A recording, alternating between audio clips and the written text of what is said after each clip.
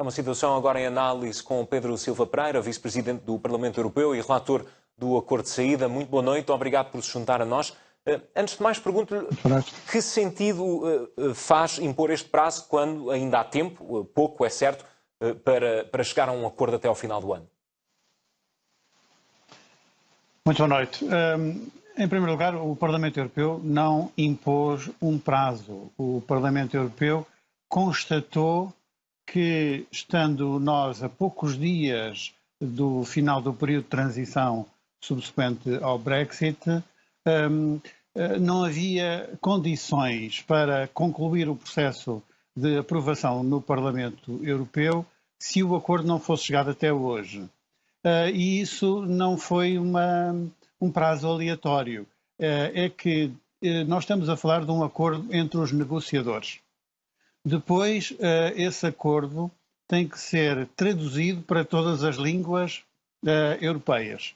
Tem que ser validado pelos governos que se sentam na mesa do Conselho e que têm que validar o acordo a que se chegou, sem nunca o terem lido até hoje, porque o texto é secreto. E, portanto, terão que ler as centenas de páginas, porventura até mais de 1000 páginas do acordo. E tudo isso durante o período do Natal. E só depois é que o texto poderia chegar ao Parlamento Europeu. Ora, o Parlamento Europeu disponibilizou-se para fazer uma sessão extraordinária do Conselho depois do Parlamento depois do Natal, na segunda e na terça-feira, 28 e 29, desde que recebesse o texto até à véspera. E de um dia para o outro o Parlamento Europeu... Pedro Silva Pereira, mas isso não é imposição, isso não acaba por ser a imposição de um prazo, desculpa interrompê-lo. Não, isso é a constatação de uma realidade. Portanto, nós o que fizemos foi perguntar ao Conselho quanto tempo demoraria, depois dos negociadores chegarem a um acordo, a fazer chegar o texto ao Parlamento Europeu, e o que nos disseram foi, na melhor das hipóteses, conseguimos fazer chegar o texto no domingo, dia 27, se houver acordo até este domingo de hoje. Portanto, se não houve acordo hoje, se isso significa que as negociações continuam amanhã, porventura terça-feira, se calhar ainda na quarta, e portanto, se houver um acordo depois, o próprio Conselho não consegue, em tempo útil, fazer chegar o texto ao Parlamento Europeu para que nós o possamos votar e depois ele ainda ser publicado no Jornal Oficial para entrar em vigor. Portanto, este é que é o problema. É uma situação, de facto, complicadíssima, comprova que o Brexit é uma aventura, que a decisão do Sr. Boris Johnson, Primeiro-Ministro do Reino Unido, de recusar desde sempre qualquer extensão do período de transição é uma atitude irresponsável e agora, portanto, nós estamos confrontados com uma situação que tem uma de duas alternativas.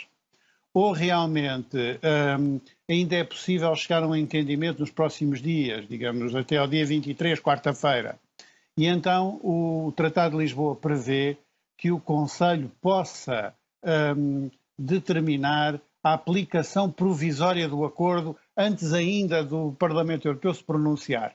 E isso implicaria o Parlamento Europeu pronunciar-se mais tarde durante o mês de janeiro? Exato. E o Parlamento Europeu pronunciar-se-ia mais tarde, já com o acordo em vigor. Simplesmente acontece que isso é uma solução que ninguém verdadeiramente deseja. A Comissão Europeia diz que jamais faria tal coisa, porque, obviamente, o acordo entraria em vigor com uma fragilidade do ponto de vista da legitimação democrática. Porque, por um lado, os governos teriam que sufragar o acordo durante o período do Natal sem ouvir os seus parlamentos nacionais. E depois o acordo entraria em vigor sem o Parlamento Europeu se pronunciar. A Comissão Europeia já disse que não pretendia fazer isso com acordo nenhum, mas é claro, estamos perante situações excepcionais, vamos ver se essa hipótese se coloca. Mas, de todo modo, ela só é possível se chegar a um acordo. Atualmente não há acordo nenhum. Pedro Silva Pereira, e que passos é que poderão ser determinados na reunião que foi convocada para amanhã? Bom, nós amanhã temos uma reunião com o Sr. Barnier, o grupo a que eu pertenço, que é a estrutura de coordenação do Parlamento Europeu para o acompanhamento do Brexit. Aí vamos perceber qual é a intenção da Comissão Europeia para os próximos dias, quais são as possibilidades que se encara de ainda ser possível um entendimento e a superação das divergências que existem. Se isso não for possível, ou se esta aplicação provisória não for determinada para esse acordo a que eventualmente se possa chegar, então a alternativa é, evidentemente, o cenário do no deal, por um período curto ou mais longo, ninguém sabe, tudo depende das negociações, mas chegaríamos ao dia 1 de janeiro sem acordo, o que é uma situação absolutamente desastrosa, porque implica aplicar as regras da Organização Mundial do Comércio, que na prática significam mais custos, porque implica tarifas consideráveis face à situação atual e, portanto, também uma perturbação nas fronteiras, que aliás já se verifica. Hoje em dia se tem verificado, temos testemunhado essas imagens ao longo da semana. Pedro Silva Pereira, vamos aqui entrar também em detalhe na situação das negociações neste momento. A grande dificuldade parece continuar a ser as pescas. A União Europeia não consegue chegar a um compromisso que garanta o acesso da frota europeia às águas britânicas. Por que é que o Reino Unido está tão resistente neste ponto? Bom, o Reino Unido tem um entendimento de que, uma vez que já não pertence à União Europeia, tem direito soberano de controle das suas águas, coisa que ninguém discute. O que se passa é que nós estamos a tentar chegar a um acordo que seja economicamente equilibrado de ambas as partes. O Reino Unido pretende ter acesso ao mercado europeu sem pagar tarifas, nem estar sujeito a nenhumas restrições em termos de cotas, e a União Europeia diz, bom, nós estamos disponíveis para dar tão longe, mas então, nesse caso, precisamos de manter também o nosso acesso às águas britânicas. Realmente o Reino Unido pretende que a União Europeia reduza em 60% as suas pescas naquela região. A União Europeia pesca em valores absolutos qualquer coisa como 690 milhões de euros por ano, e eles pretendem que a União Europeia perca cerca de 60% desse valor. A União Europeia está disponível para reduzir o seu esforço de pesca nas águas britânicas em 25%, mas evidentemente 60% significaria a ruína para muitas comunidades pescatórias e para um setor económico muito importante para vários países europeus. Não é o caso de Portugal, devo dizer, nós não temos uma tradição de pescar naquelas águas, mas há vários países europeus que têm, a França, a Holanda, a Dinamarca, a Bélgica, que têm tradições, em alguns casos com séculos, direitos históricos de pesca. Exatamente, Pedro Silva Pereira, mas a questão aqui, lamento interrompê-lo mais uma vez, isto via Skype também temos estes atrasos, mas a questão aqui é que esta redução de 25% que é proposta pela União Europeia não é só do desagrado dos britânicos, é também do desagrado da própria indústria europeia, que até já fez chegar essa crítica ao negociador europeu Michel Barnier. A própria indústria até prefere um cenário de não acordo. Isso protege mais a indústria europeia?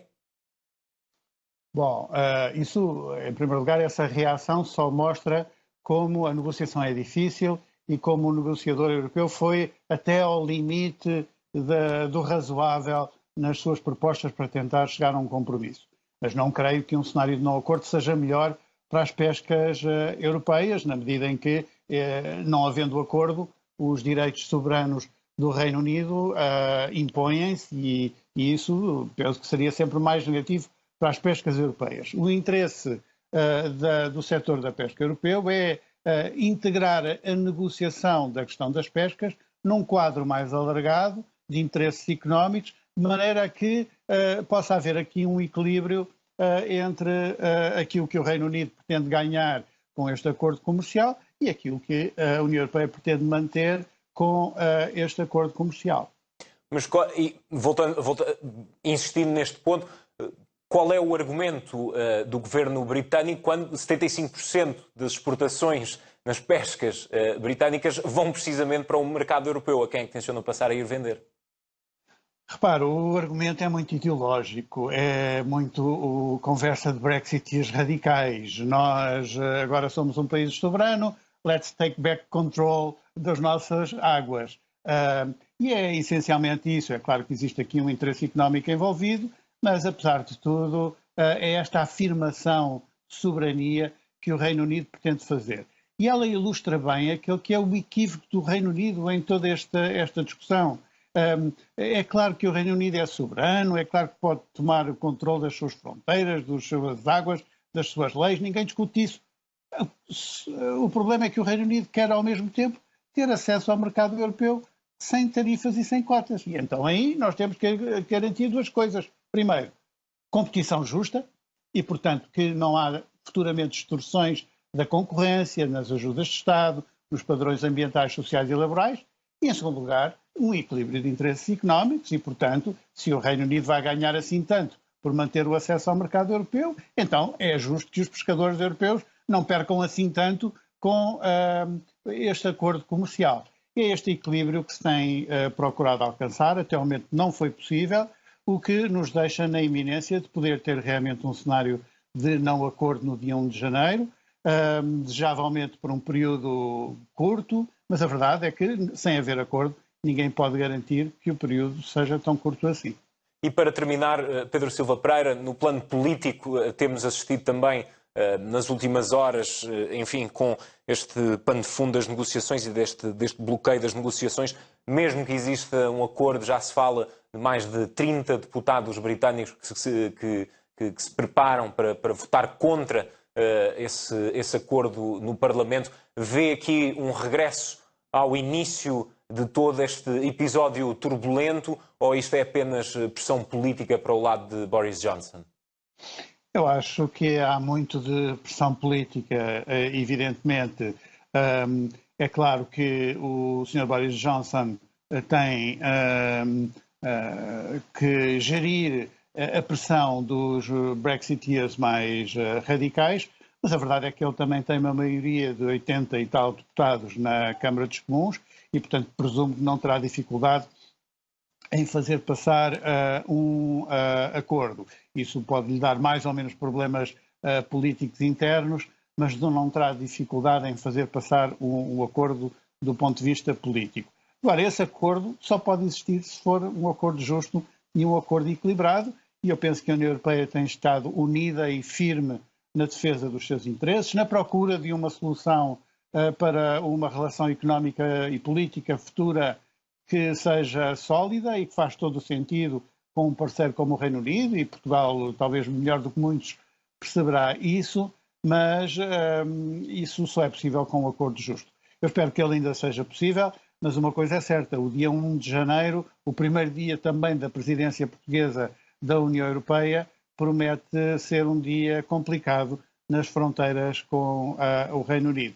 Será, aliás, provavelmente complicado, quer haja, quer não haja acordo, mas com certeza muito pior se não existir ainda um acordo.